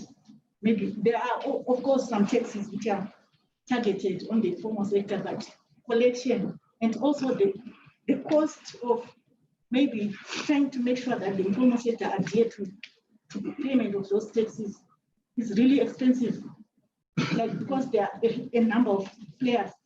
So it's difficult. Thank you. Thank you, and I think the fundamental questions around the non-fiscal incentives that we have to consider. Dr. Moyo. Thank you. I would like to respond to the question raised by Adrian as well. Sure, yes. Sure. And with respect to innovative financing mechanisms, ordinarily governments get resources through foreign direct investments, but through export returns, through official development assistance, through remittances, and also through debt. Now, that's the traditional, that's the general. When we talk of innovative financing mechanisms, we are tweaking these and saying, what are other means besides the general, the traditional? And this is where your blended financing comes in, your sovereign wealth funds come in, your diaspora bonds come in, the gaming industry, which is making a lot of money in South Africa, Nigeria, and the rest of the world. We're gaming real, apart from COVID now, but it used to generate a lot of funds. So that's those are the innovative financing mechanisms. Whether they have got problems or not, obviously there is no method without its own flip side, lead side of policy. So they have their own, but they do enhance, they add to the traditional. That's my response to that. The other one, I think it was a general observation, and I would simply say there is need for a consolidated approach by Africa. Let's have an Africa common position on trade, on FDIs, on everything, on foreign direct investment. It's important because if Africa comes together, we have got 1.3 million people with the 2.5 trillion GDP of Africa together. So if we are working as a body, a solid body, we are able to engage China, we are able to engage the EU and the rest of the world. Yes, thank you very much. I think that is very important. The issue of regional value chain, and how do we build from our regional blocks to the Pan-African level, and then we can start negotiating from that vantage point where we build our economy. Because as single entities, we remain divided, and our economies are so small such that we do not really have the negotiating powers. But if we come together and we leverage on the power of the numbers that we have in our economies and our resources, I'm sure we can get somewhere. If you, if it's really burning, okay. My questions were actually, number one, relates to the issue of financial reportage. And I was going to say we have a comprehensive corporate governance framework for parastatals. And the guys from the finance ministry, my question was, how are they determining that parastatals are actually aligning their operations to the corporate governance framework? And even if, as Ms. Kuji suggested, that maybe they want reportage from parastatals on a monthly basis, don't you think that is a case of low-hanging fruits? Because surely, considering the bureaucratic aspects in parastatals, do you think for them to report regularly on a monthly basis? Or perhaps you have your own conduct question.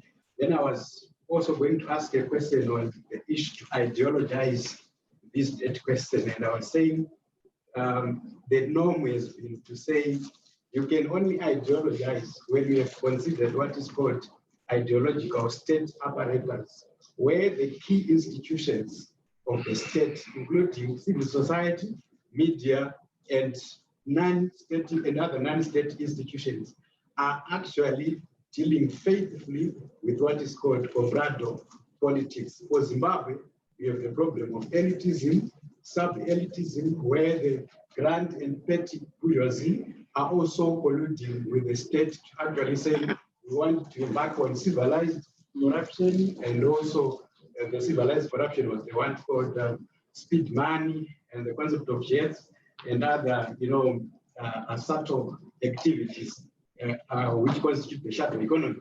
And lastly, I was going to say, how do you quantify, Dr. Moyo, resources when we know that in not so distant past, we heard that maybe one company was contracted to come and quantify the minerals we have and run away with the data.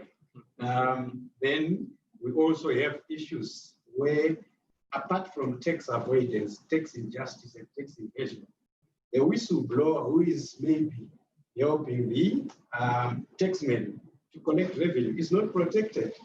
The taxman, the allegations that the taxman may actually tell the person investigated that so-and-so is saying you have this information, and the whistleblower ends up being actually chased away from employment or from any other aspect. How do we navigate all these challenges if we want to faithfully commit to dealing with our debt burden as a country? I'm just happy that you said taxman. Yes, Dr. Moyo and the ministry, if you have any responses to those key questions. The question was it a specific question? Yes. I was saying quantification. Yes. That's the problem. One way of knowing your resources is for the country to set up its own geological company to ensure that it surveys. I think Zimbabwe tried to do it. I'm not sure whether it finally, I think those that are in government will tell us.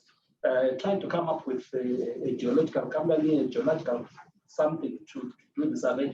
And you are right, that we do not know what lies under our own earth.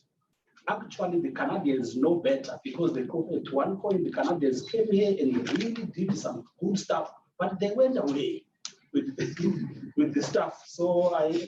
But one way is to do it yourself. But the problem with ourselves, again, we instead of being the gamekeepers, we become the poachers ourselves.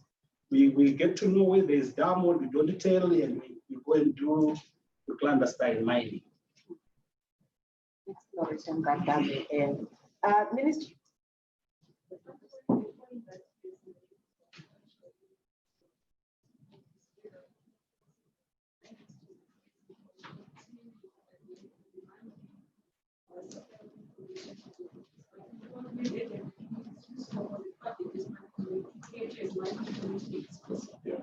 But maybe also going forward, it's very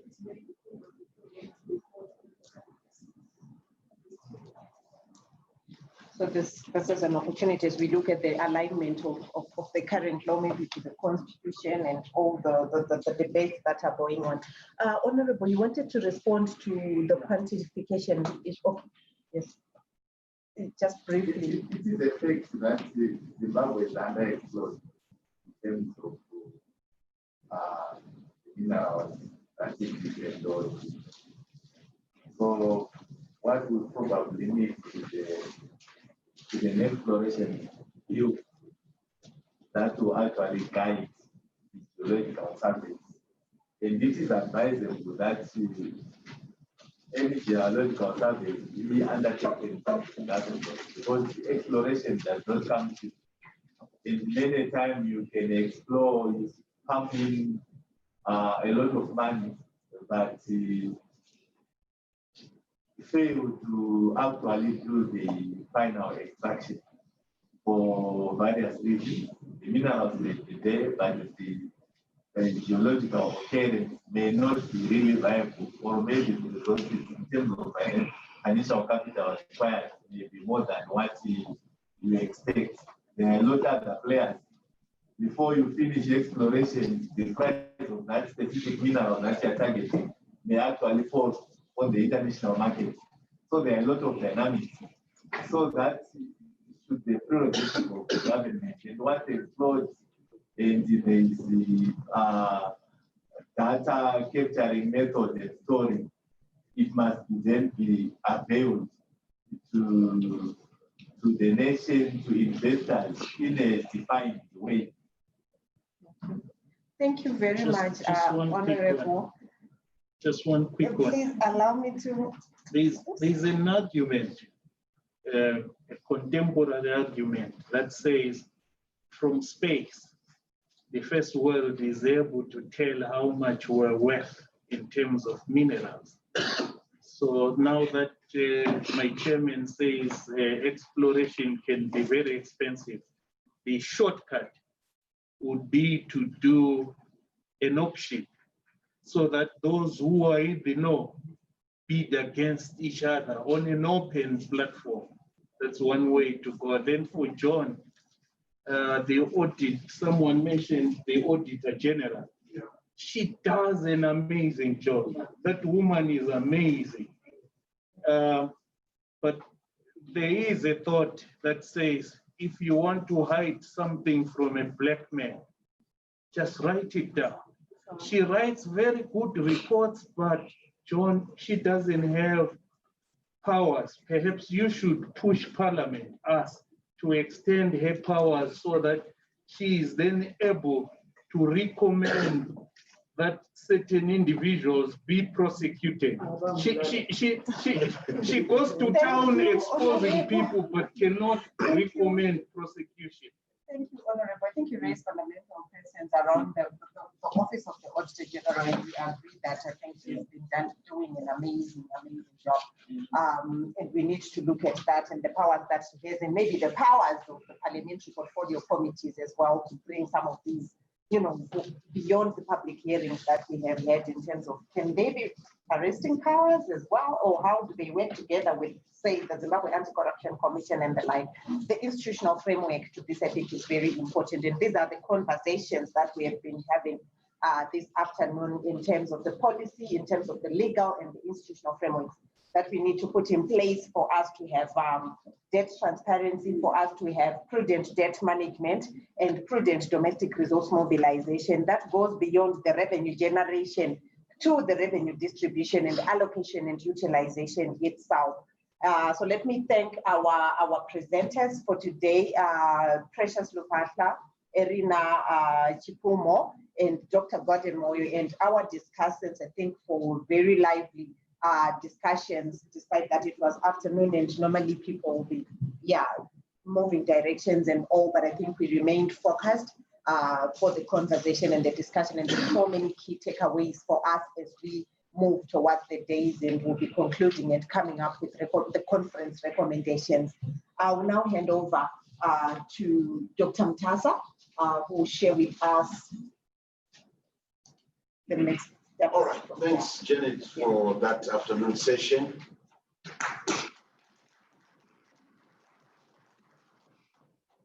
Right, I have 4 issues here. The first one is to remind you to fill in your feedback form, which is on your table for the day. The second one is if you came, or even if you came early this morning, make sure you register with the guys at the back. They have your details so that we know who came in and who participated today. The third one is the issue of per diems. The secretariat at the back will be issuing out per diems for that corner there. They will be issuing out per diems in this orderly fashion. They will begin with people from Blawayo, right? And end with people who are staying here at the hotel, right? So as you go out, you might grab a tea if you are staying in the hotel, then you come back later to collect your per diem. But those who are from Blawayo here, you go straight to them as soon as we say we are going. Then the last thing is tomorrow we are continuing with our sessions. I hope tomorrow we can start at 8:30 sharp.